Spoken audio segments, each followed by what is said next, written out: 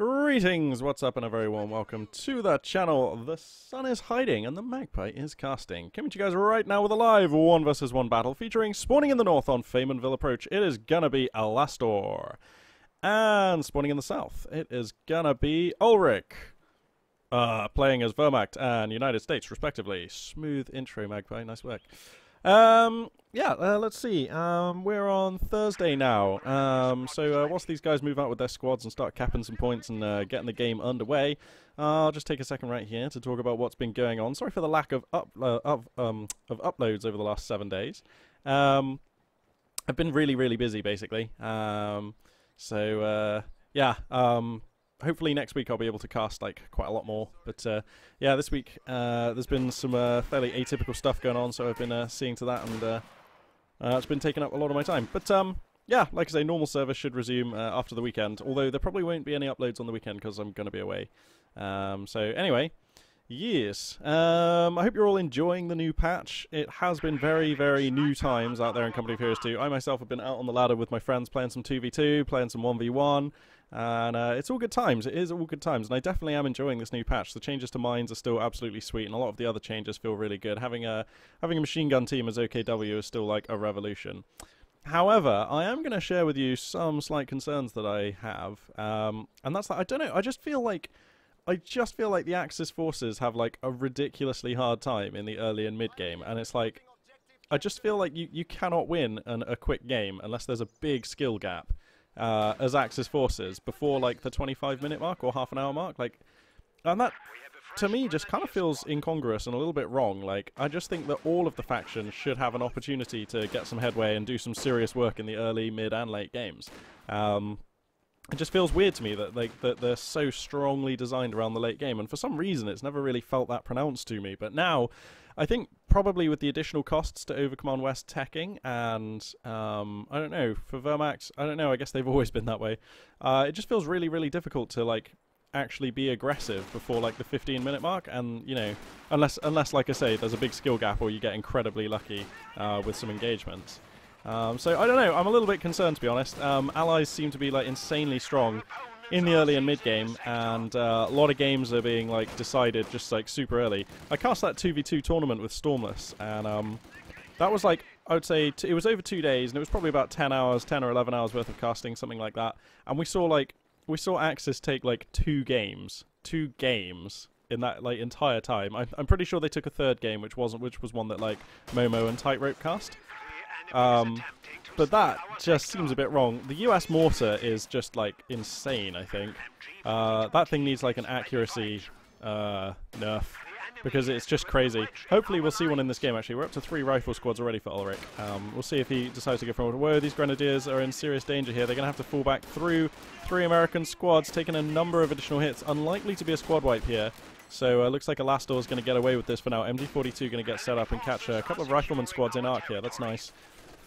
Nicely countered there by Alastor. Also a marksman here. Up to 5 headshots already on that geezer, so nicely done. Actually, wow, Ulrich not going for a mortar squad. Wow, has he not been paying attention? Those things are like god squads right now. He's gone for a lieutenant, which I like, and he's going to be getting a scout car. The good old M20 utility car, going to be coming on out here momentarily. But anyway, yeah, that kind of concludes my thoughts. I reckon the game's in a really good spot, but honestly, I just think like the early game advantage for Allies is just like a little bit, it's just too much right now. It is just too much. And the late game advantage for Axis, it's pretty good, but it's just like, I just feel like they never ever get there. And I just think that that's wrong. I think that the Allies should be just as viable in the late game, and I think the Allies should be just as viable in the early game. This sniper caught out in a horrendous position. Wow, I think a little bit of focus fire there from Ulrich could have put a lot more damage, possibly gotten the kill on him. I'm not quite sure, but now these riflemen down on 2 men. Going to try and take this fight from inside this building. There we are. They're going to fall back now. There's no opportunity for a wipe going to be forthcoming, but that was a little closer than I think Ulrich would have liked to have cut it. Ulrich here going controversially as well for the infantry company, rifle company commander. It's been a while since we've seen him out on the field. Probably going to be seeing some flamers coming down on the rear echelons. Whoa, nice Faust off of these grenadiers, but the American superglue will be able to fix that momentarily. Let's take a look at the mini-map here. In fact, let's crack the tack, actually. Seemingly, map control about 50-50. The Axis player down at 461, under 494 in the victory point stakes. Nice flank from this lieutenant. The BAR and the Tommy gun and all of the damage on this squad going to be quite fierce. But a prompt fallback from Alastor is going to see this MG42 squad survive. So nice work from him. But the American player has taken the northwest of the map and is now going to be rotating his squads down into the south and the west of the map. You can see he's grabbing the munitions point. He's grabbing. He's going to be grabbing this fuel point here. He's grabbing. He's grabbing this regular resource point. Crucially, he's grabbing this cutoff point here. So very, very nice play from Ulrich here, prioritizing his capping very nicely. Let's check the tech here for the Axis player. So battle phase 1 is complete. The Life of the Mechanized Company is complete, and we're going to have a 222 coming out onto the field, probably here to answer the M20 utility car. So that makes a lot of sense. Here comes the 3/4 ton ambulance for the American player. That's going to enable him to activate the base heals. We've got a squad of pioneers coming on to the north of the map. Going to try and make some do some land grabbing there for Alastor. But I mean, look at the resource differential here. It's 21 munitions and 13 fuel for Alastor, under 53 and 26 for Ulrich. That is pretty brutal, and I think it's safe to say Alastor has not played badly. You know, I think this is about as good as the early game ever seems to look for Vermax here. And this is what I was talking about. This is kind of my concerns. Like, I'm going to try and keep like balance concerns like out of my casting generally, because like it gets really tired and it's just I don't know. It's just it annoys me even to talk about it really. But I don't know. Like, it just seems like every game I cast and play just kind of looks this way for the first 25 minutes. Axis like desperately struggling to stay above water. And we'll see if Alastor is going to be able to do that. I mean, we're 7 minutes in. He's now under a triple cap. The entire map more or less belongs to the American player. I mean, he's going to grab this munitions point momentarily, so that's something. But it's not exactly great. And Ulrich here has not even been using the mortar squads, which against Vermax are just horrendous, because they will just kill grenadier squads. Like, they seem to just bullseye them almost every shot, which kills 2 of the members and puts the other 2 surviving members onto a pixel of health, which leaves them in a very wipeable position. Anyway, let's take a look here. Looks like we've got Captain Tech just now coming online for Ulrich. Looks like he wants to move into a possible Stuart. He's got the fuel income for it. By the time that Captain actually completes, he'll probably have nearly the 70 that he requires for the plucky light tank. And what a light tank it is as well. I should play more US. They're like definitely my least played faction, but they get some really sweet units. The majority of the Axis player's units pretty much in his base or on the doorstep thereof right now. Repairing the 222 here. Going to be bringing this MG42 into a nice position. Grenadiers flanking out here. Going to try and get some work done. This M20 utility car being pretty annoying, but the positioning on this 222 and the MG42 going to keep it at bay for now. Squad of riflemen going to be undoing the work that those pioneers were able to do up in the north of the map. So Alastor right back under the gun as far as munitions income goes in just a second here. 222 going to push forward here. Displaces a squad of riflemen. Where did the M20 get to? That one is forced to get out of here. The 222, you've got to give it right of way with an M20. Turns out that an autocannon kind of just beats your little MG on this thing. Okay, and now we might finally have an opportunity where the Axis player can get some work done. I mean, his sniper's here capping skulls. We've got the MG42 in a nice position. Good concentration of forces beginning to move out. The Grenadiers are forced back, which is slightly regrettable. But there is enough force here that he might actually be able to take some semblance of control out on the map. We'll see. He's got to be careful with these with the 222. Running at squads like... Does the Lieutenant get the AT rifle grenade? And I feel like he does, but I'm not actually sure because I don't play American forces often enough. Grenadier's going to grab this fuel point, which is crucial, but the much more pressing concern right now for Alastor is the victory points. He's now down at 324 under 494. The triple cap's still in effect, so he's bleeding at an approximate rate of 1 ticket per second. So that gives him a little under 5 minutes at the present... sorry, a little over 5 minutes at the current rate of bleed. Let's take a looky here. Here comes that Stuart. That is now on the field just now. Oh, this American... These riflemen getting super plucky. They're going to come all the way up to the Axis base to capture this point. Lol. But yeah, everything going the way of Ulrich right now, looking really nice. Here comes the Stuart, and there's just no real answer on the field. Okay, sorry, no, I take that back. A pack gun has actually arrived with precise timing here from Alastor. Very nice. Gets a good hit on the ML20 there as well. That's cool. Faust is going to connect as well, which is going to enable the 222 to come in for a little dive here. Oh, cruelly denied. Oh, that was so close. Oh no, is he going to lose the 222 for this? That would be so harsh. The Stuart comes in, positioning for a shot. It's going to miss those, so the 222 gonna squeeze on out of there, much like the ML20 or the M20, sorry. So that's pretty nice. This MG42 in a great position. He pops the incendiary ammo. That's going to force a fallback on the lieutenant and the rifleman. Good timing on that ability, pouring out some insane damage as that ability is wont to do. Grenadier's going to get out of there intact. So Alastor right now, his unit preservation still on point. Stuart's going to just maneuver across here to the west. Just going to repulse this one unchecked squad of Grenadiers who could have made a break for a victory point on the map. So nicely corralling his opponent's units here as Ulrich. Preserving his map control. Whoa, bravely. Oh, I was going to say, those Grenadiers bravely trying for a Panzerfaust, but I think that was a risk too far.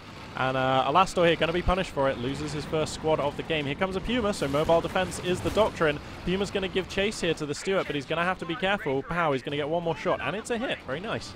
But the Stuart's, of course, going to get out of there. Feels like he's forced to go for the mobile defense doctrine, does Alastor, and I kind of agree with him, really. He's not in that great of a situation. I think he did really need a Puma to stabilize here and try and get some semblance of map control, because, you know, if he didn't lose that squad of Grenadiers, he could have gone for a second pack gun, and that would have given him enough control over the movement over this Stuart that he could have felt safe moving out on the map. But with the loss of that Grenadier squad, I feel like he pretty much had to go for the Puma.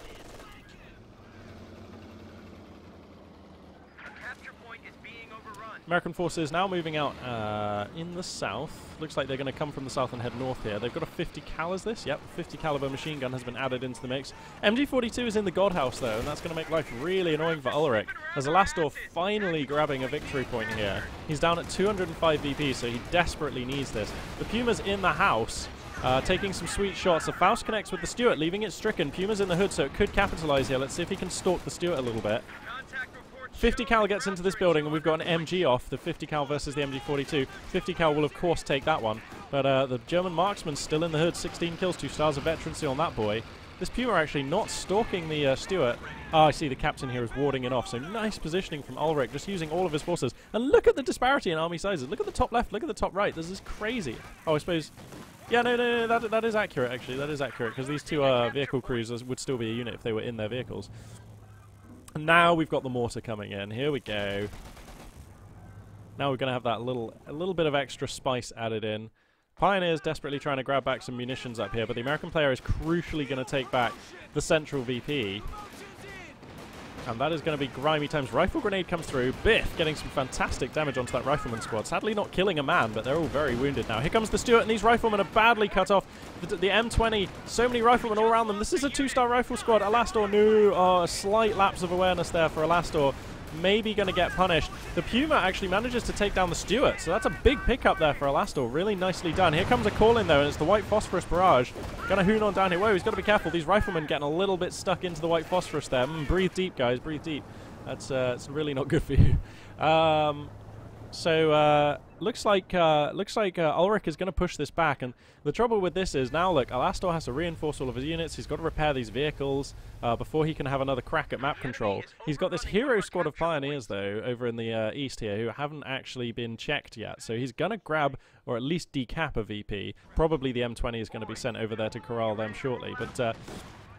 that's really nice. If it wasn't for them, this would basically be GG, because like he's not going to be able to move out with sufficient force, I think, to challenge the middle VP. Well, he's moving out now. Let's see if he's got sufficient force to challenge it, though. That's the thing. Oh, the mortar just immediately, first shell, hits the MG42, Deadeye. Second shell, hits the MG42, Deadeye. Third shell, kills yet another man. Look at this rate of fire. That's insane. That's like a Beaufort. What? And also, not to mention, getting rapid splash damage. It's up to 2-star vet already. What? I'm just going to go ahead and say it. This is not okay. This unit requires no micro. You just position it, and it's doing so much work. Like, oh my goodness. This is not okay. Relic, if you're watching, please. This is so not... I don't ever say this, but this is really not cool. Anyway, let's see. We've got a 50 cal here. Now, remember, this thing was buffed, so it now has, like, pretty decent utility against light armored vehicles, such as this 222, but the arc at the moment incorrectly set up. This looks like it's going to be forced back. Puma rolls into town. That should be the end of this M20. Yep, the M20 is going to crash and burn here. Nicely done here by Alastor. Another sweet pickup. But he's down at 122 under 494. He's going to have to get something done. Scout car's going to get round behind that machine gun, desperately trying to get something done. His squads are reinforcing, repairing, rearming, so he's going to be ready for a move out here shortly, but I feel like this is his last push because he's down on 110 now. He's bleeding so fast. If only he could pop the crew out of this thing and start capping some points or something, that would be pretty sweet. But no option for that. Pardon me. Sniper coming forwards. 24 headshots on this man. Credit where credit's due. Alastor has been a hero with this sniper. This sniper is a sniper hero. Bang, like he's just continuously picking these guys down. And now we've got some grenadiers going to try and make a cap happen here at mid, but look at that mortar. I mean, I could hear the shell coming down, so I was like, yep, I'll just be quiet and watch it land. Yeah, plumb in the middle of the squad. Only because the squad was so spread out, it only takes off, like, you know, it only just gives one of them instead of more, but damn, this thing just doesn't miss. Has he got two of them now? No, there's a German mortar. In fact, whoa, what the? Suddenly, Ulrich has hemorrhaged a ton of rifleman squads. What on earth? Where did I miss that? Oh, okay, so he must have lost this squad up here. This sniper is getting work done. Actually, suddenly Ulrich is just hemorrhaging his squads. He's falling apart. Ulrich, what are you doing? He lost his hero mortar squad. The GR34 is doing good damage. Alastor, what? Nice work, Alastor. He's pushing out. He's grabbing the left VP. He needs to grab mid and right. Ah, the sniper. Go, sniper, go. Has he just lost his lieutenant? Ulrich. Ulrich, you haven't won yet. You can't walk away from your computer. Okay, seems like Ulrich just suddenly lost all of his squads here. That is unusual. Wow. This game now looks terrible for the United States player. They're down to 50 points. Wow, that was brutal. Ulrich has just lost his core infantry, most of his support squads, all of his vehicles. Hey, look at this. Why have I never looked at this before? This is pretty cool. Anyway, sorry, that is not part of the battle. This water wheel is actually not actually contributing to the battle, but that's a really sweet little piece of graphics. I didn't notice that before now. But yeah, this 222 is basically now unanswered, like except for the captain squad. So yeah, he's going to get up on top of this mortar squad, which was recently recrewed. The 50 cal here, if it would just turn, actually, it could do some serious damage to the 222. So we'll see if he's going to do that. Sniper creeping on into town, going to be picking down that 50 cal. So that's going to push it away. Looks like the Ostrapen. Wow, they rolled an LMG 42. Nice stuff there for Alastor. He's going to be taking mid. Looks like on the right, another Ostrapen squad going to be taking the eastern point. And here on the left, oh, possible wipe on 3-star Grenadiers. This captain is right up in their grill. They're being pursued. 3-star Grenadiers, you don't want to lose, but it looks like somehow they're actually going to escape. Alastor getting fantastically lucky there. That is awesome news for him. The 3-star Grenadiers are going to survive. And now, look at this. It's like 71 supply over 46. Map control is pretty much even at the moment, but it's only going to be getting worse for Ulrich, and somehow Alastor takes this. I wish I spotted where those two squads of riflemen died, because I think that's what's turned this round. Wow, pro casting there, missing all of the key turning moments as per usual. Sweet stuff. I know that's why you guys tune in. It's not really about the casting. It's just the comedy value. It's sweet. There's an Easy 8 on the field though, and that is business. The 50 cal upgrade has finished. It's going to start hooning on into these Grenadiers, but I hope he doesn't get overconfident. He has to preserve this Easy 8. He has to play it quite conservatively here. As long as he doesn't expose this Easy 8. Oh my god, he's just going to take a dive here. This is what I mean. You can't expose it. Now you've got a command tank. There's a Puma. There's a Pat gun still on the field somewhere. He was getting close enough to those riflemen. They could have popped out the building and gone for a Shrek. So he has to be so careful. The Easy 8 should stop behind this building, for my money, I think. Here is a good position. Anywhere where it can't be seen by the Puma is a good position. He's doing a lot of work to this Panzer IV command tank as well, actually. Getting some lovely hits with this Easy 8. Is he not in range? Wow, the Easy 8 not taking this shot, so I guess he's not in range. Here he comes. Now he'll be in range. Whoa, he's got to be so careful, though.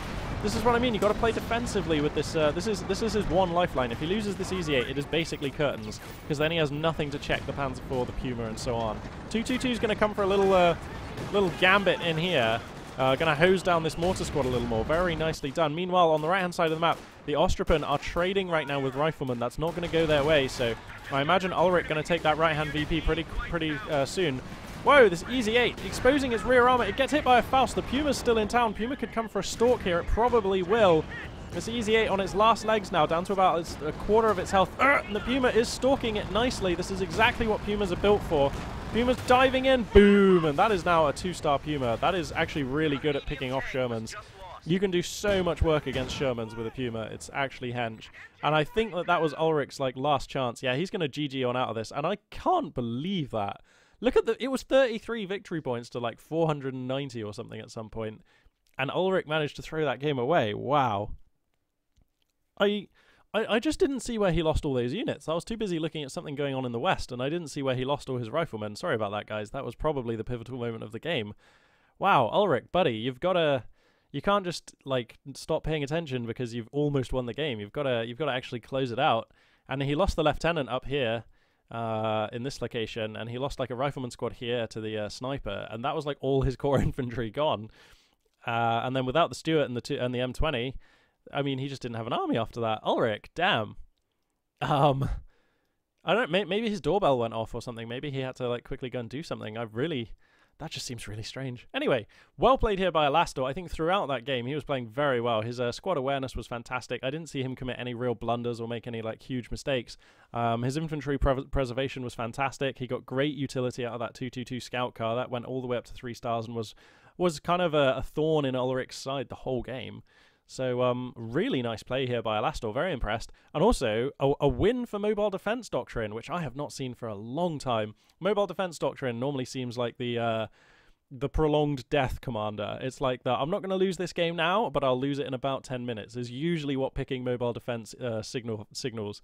But Alastor here pulling out a really shady win with it and making great use of this Puma, just fantastically microed, always seemingly in the right place, always taking smart shots, never in jeopardy. And that's how you want to use a Puma.